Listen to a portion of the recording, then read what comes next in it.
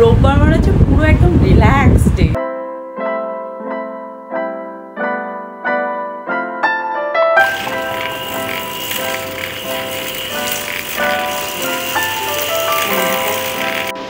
Good morning everyone. আজকে হচ্ছে Sunday আর সকাল সকাল কফি বিট করছি ব্রেকফাস্টে খাবো বলে।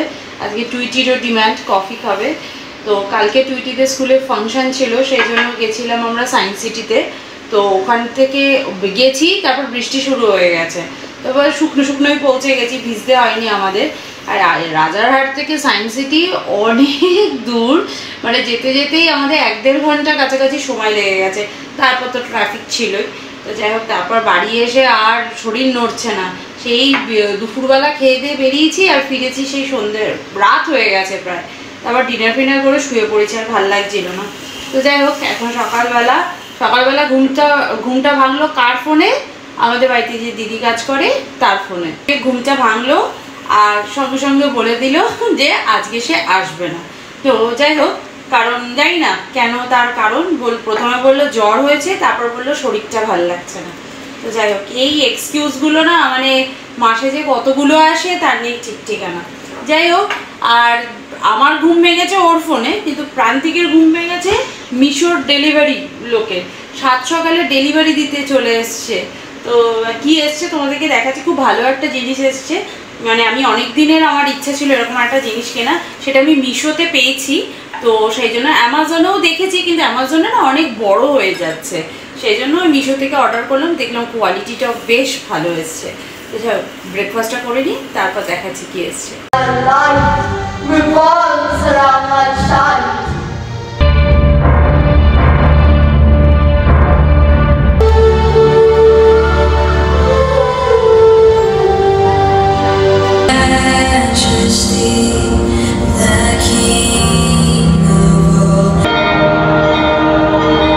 এখানে আজকে তৈরি করছি পটল আলুর তরকারি, যদিও এটা নিরামিষ, কোনো চিংড়ি মাছও নেই আর মানে পেঁয়াজও নেই, শুধুমাত্র আদা বাটা দিয়ে।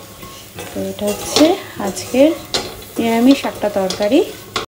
প্রান্তিক বাজার থেকে এনেছিল বেগুন, খুব সুন্দর, তো দুটো এনেছিল। আমার বেগুন খেতে খুব ভালো লাগে, প্রান্তিক খায় না কারণ ওর অ্যালার্জি আছে, টুইটি আর আমি খাই।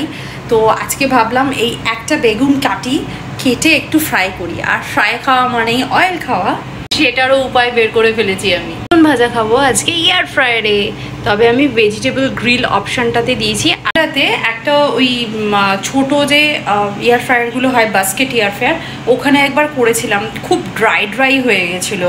মানে ওটাকে ফার্স্টে একটু গ্রিল অপশান করে তারপর এয়ার ফ্রায়ার অপশানটা দিলে আমার মনে হয় ভালো হতো। তো আমি ডাইরেক্ট এয়ার ফ্রায়ার অপশানে দিয়েছিলাম, তো সেটা দিয়ে খুব বাজে হয়ে গেছে। তো সো আমার এই বেগুন ভাজা এয়ার ফ্রায়ারে দেখে প্লিজ কেউ এয়ার ফ্রায়ারে আগে ভাজতে যেও না, একদম শুকিয়ে যায়, খেতে একদম ভালো লাগে না, মানে জুসি ব্যাপারটাই থাকে না। তো আমি নুন হলুদ দিয়ে মাখিয়ে খানিকক্ষণ রেখে দিয়েছিলাম, বেগুনটা একটু সফট হয়ে গেছে, তারপর আমি ভেজিটেবল অপশানে দিয়েছি। আর এটা না 200 ডিগ্রি টেম্পারেচারে মোটামুটি 10 মিনিটের জন্য দিয়েছি, আর তারপরে আমি এয়ার ফ্রায়ারে 2-3 মিনিট আর কি আমি একটু গ্রিল করে নেবো আর কি, তখন তাহলে না ফ্রাইটা খেতে খুব ভালো হবে। তো যখন হয়ে যাবে আমি তোমাদেরকে দেখাচ্ছি। এই যে ঠাকুরের জন্য এই সিংহাসনটা আমি আনিয়েছি, এই ওপরে এটা না খোলাও যায়। এবার দেখা যাক, এটাকে এবার গাড়িতে বসিয়ে দেখতে হবে যে এটা বিশাল বড় হয়ে যাচ্ছে নাকি, বুঝতে পারছি না কতটা জায়গা নেবে। তবে যদি বড় হয়ে যায় তাহলে আমি এটাকে বাড়িতেই রেখে দেবো ঠাকুর রাখার জন্যে। আমার তো অনেক ঠাকুরই আছে, তো যখন যে ঠাকুরের পুজো হবে সেই ঠাকুরকে বসানো। আমার এটা ভীষণ পছন্দ হচ্ছে, স্পেশালি এই ঝুনঝুনিটার জন্য। আর এটাকে তো খোলা যাবে, যদি এটার জন্য অনেক বড় লাগে তাহলে এটা খুলে দিলে আশা করি এটা বেশ সুন্দর লাগবে সিংহাসনে। আর গণেশ ঠাকুর বসে থাকলে আরও বেশি সুন্দর লাগবে না? ভালো হয়েছে না বেটি? এটা হ্যাঁ দারুণ লাগছে আমার। হ্যাঁ, এর পিছনেও সুন্দর একটা ডিজাইন করা আছে। এটা কি কোনো একটা মেটেরিয়াল, তবে ব্রাশ নয়, আর ব্রাশের নয়, কোনো একটা, আর বেশ ভালোই ওয়েট আছে, মানে হালকা ফুলকা নয়। জল টল লাগলে হয়তো নষ্ট হয়ে যেতে পারে, বাট এখানে গাড়িতে থাকলে তো জল লাগবে না, বেশ সুন্দর দেখতে। আজকের রেসিপিতে রয়েছে ভাত, এটা হচ্ছে ফেভারিট বেগুন ভাজা, পটল আলুর তরকারি, স্যালাড, ডাল, ডিমের তরকারি আর দই। বল এবার বেগুন ভাজাটা খেয়ে কেমন লাগছে? ভালো লাগছে না? ভালো লাগছে? ঝাল লাগছে খুব? আমি তো কাঁচা লঙ্কাও দিইনি, কিছুই দিইনি, তোর আবার ঝাল লাগবে কিসে? নুন হলুদ আবার ঝাল লাগে? একটু নুন হলুদ আবার ঝাল হয়? ব্রিঞ্জাল কাবাব। বুঝতে পেরেছি। বাবা, খাওয়ানোর কত প্রসেস! ব্রিঞ্জাল কাবাব, যেটা কাবাব খেলে ঝাল লাগে না? ঝাঁঝ? ঠিক আছে, রেখে দে, তোকে খেতে হবে না। লেবু। এই বেগুনটা থেকে কত তেল বেরিয়েছে আর কত সফট হয়েছে। শুধু এয়ার ফ্রায়ারে করলে কিন্তু এতটা সফট হবে না। আগে ভেজিটেবলটাকে একটু গ্রিল করে নিতে হবে, তারপর এই এয়ার ফ্রায়ার অপশানে দিলে এরকম সফট হবে। আর বেগুনটা কত অয়েলি হয়েছে দেখে মনে হচ্ছে কত অয়েল দিয়ে আমি ফ্রাই করেছি। ইয়ামি। এর সাথে দিতে হবে একটুখানি কাঁচা লঙ্কা, আর সো ইয়ামি। সকাল থেকে কতবার যে বৃষ্টি এলো আর গেল তার ঠিক ঠিকানা নেই। এখনও দেখো আকাশটা পুরো কালো হয়ে রয়েছে, ভালো মতো বৃষ্টি হবে। আবার বেড়ে গেল বৃষ্টির পরিমাণটা। Good evening everyone. ভাবলাম একটু চাটা খেয়েছি, বাইরের ওয়েদারটাও ভীষণ সুন্দর। গাড়িতে ওইটা বসাবো, ওই মন্দিরের মতন যেটা সিংহাসনের মতন কিনেছি ওটা বসাবো, দিয়ে তারপর একটু যাব বাইরে। বাইরে কিছু টুকটাক ভেজিটেবল, চিকেন এসব কেনার আছে, মানে ম্যান্ডেটারিও নয়, ইম্পর্টেন্টও কিছু নয়। বিকেলবেলা সুন্দর ওয়েদার, বাড়িতে বসে থাকতে ইচ্ছা করছে না, সেই জন্য যাবো। তো চলো যাওয়া যাক। আর কালকে ফাংশানেই সেই নতুন ড্রেসটা যেটা জুডিও থেকে কিনেছিলাম সেটা পরে গেছিলাম, এখনও পর্যন্ত আমি ফোল্ড করে তুলতে পারিনি। টুইটির ঘরে দুনিয়ার জামা কাপড় পরে আছে, সেগুলোও আমি এখনও ফোল্ড করে তুলতে পারিনি। রোববার মানে হচ্ছে পুরো একদম রিল্যাক্স। পরেছে আমার ক্রপ টপ, হ্যাঁ প্যান্টটা ওর, কিন্তু টপটা আমার। মোজাগুলো তো নতুনই মোজা।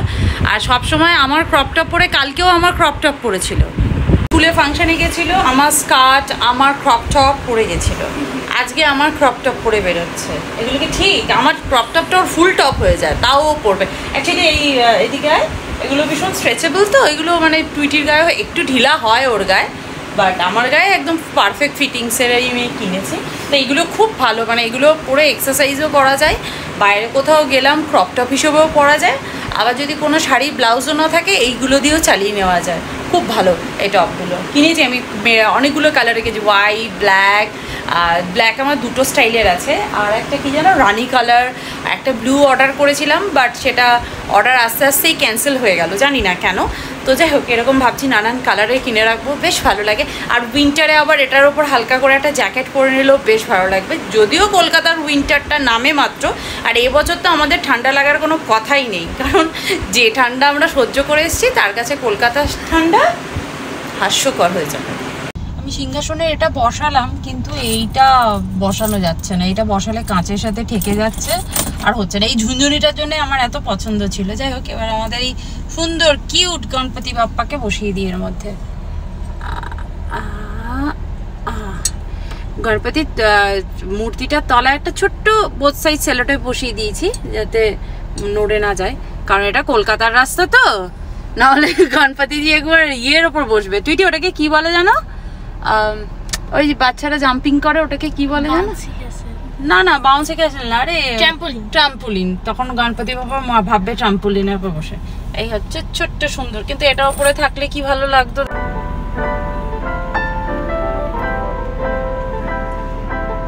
এটা বসে কিন্তু রাজা রাজা ফিলটা কিন্তু হয়েছে, তাই না? শুধুই গণেশ ঠাকুরটা থাকতো কেমন কেমন লাগতো।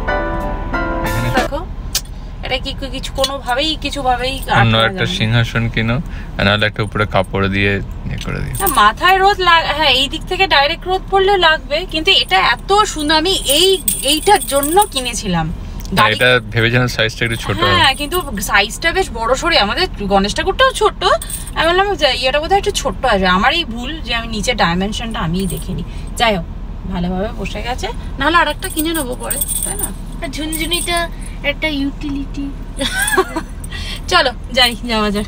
গেছিলাম, অনেক জিনিসপত্র কিনলাম, একটু সবজি টবজি কিনলাম, ফল কিনলাম। স্পেশালি ফল কিনবার জন্যই আমার যাওয়া।